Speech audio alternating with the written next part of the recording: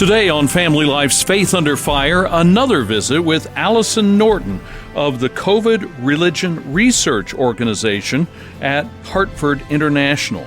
A few weeks ago, we talked with her about how the churches in America are bouncing back from COVID.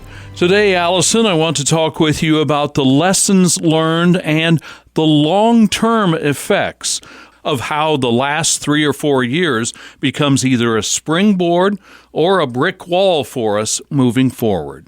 Anybody who's been paying attention to how Christianity, at least in organized religion, has been doing, there were a lot of issues and trends happening in the decade and the 2 or 3 decades before 2020.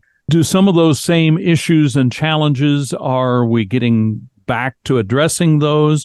Or were some of those troubles interrupted by the reaction to all the things that were happening in the COVID era? Well, Greg, our research shows that those challenges and obstacles that congregations faced before the pandemic largely continued to persist. The declining size, declining attendance, aging membership, aging leaders, less appeal to younger generation. These are trends that continue. I think what is somewhat troubling is that early on in the pandemic, congregations indicated a greater willingness to change to meet these new realities and challenges. But what we see in our most recent 2023 survey is that some of this enthusiasm is waning, that the early creativity and flexibility that was prompted by the pandemic, some of that initiative and those ventures, people now are just tired, fatigued. If you look at clergy, we've also seen a rise in clergy indicating that they're considering leaving their current placement. I think we see this 3+ years after the start of the pandemic. Churches and their leaders are fatigued and challenged. But at the same time, we do see some hopeful stories out of this.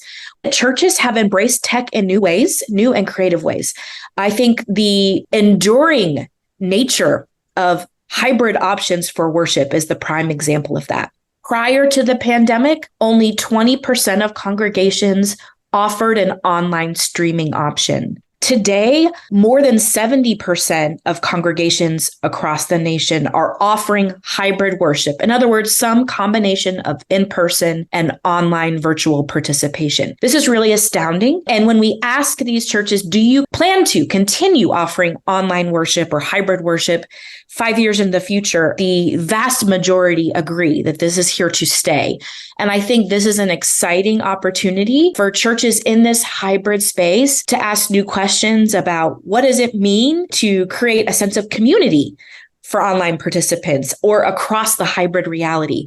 What are ways to encourage people in the virtual space to see this church as a home community, as a place for connection and a place to be involved beyond simply observing the live stream or the Sunday morning worship service. You and I and all of our listeners probably know how troublesome and how brutal some church fights can be. But I did see one graph in your research about how church conflict, everybody really pulled together during the beginning of the pandemic era. Tell our listeners about conflict levels in congregations.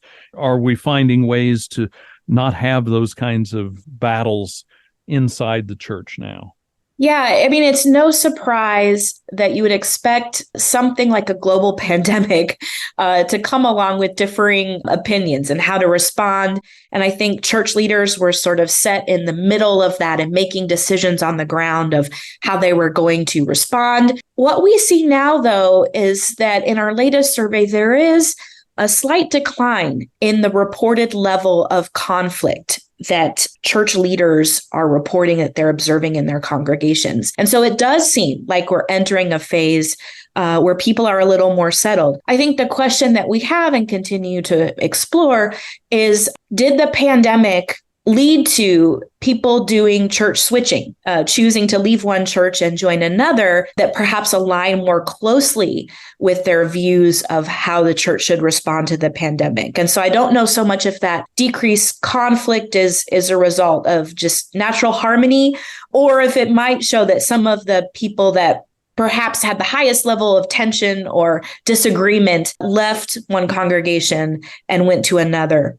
Is there anything else in your research that you really would like to highlight, or what the lesson that local churches or regional networks should learn from what you found from the survey you've taken? Well, one of the most fascinating things is the ways that we've explored how optimism plays a role in the outcome of the congregation. We asked church leaders several kind of questions that related to their optimism and created an optimism scale. Surprisingly, we found out that this scale and the sort of ways that churches view their hopefulness about the future, their spiritual vitality, has some concrete realities attached to it. Churches that are more optimistic tend to be more financially secure, tend to be churches that are growing more. And so I think one of the lessons we've learned here is just to think about this season and during changes that we're seeing as an opportunity to think about the future in new ways,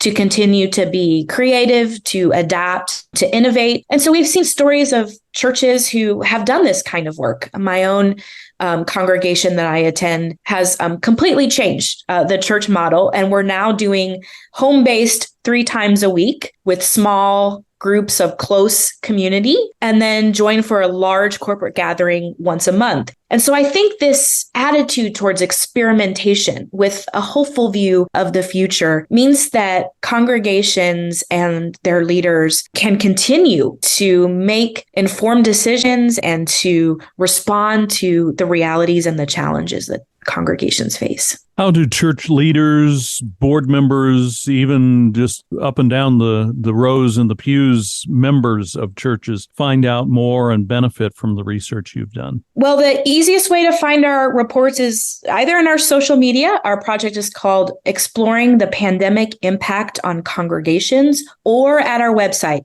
covidreligionresearch.org. Allison Norton is an associate for research with the seminary faculty at Hartford International. Thank you so much for joining us today. You'll find a link to their website on the news podcast page at familylife.org. I'm Greg Gillespie. This is Faith Under Fire.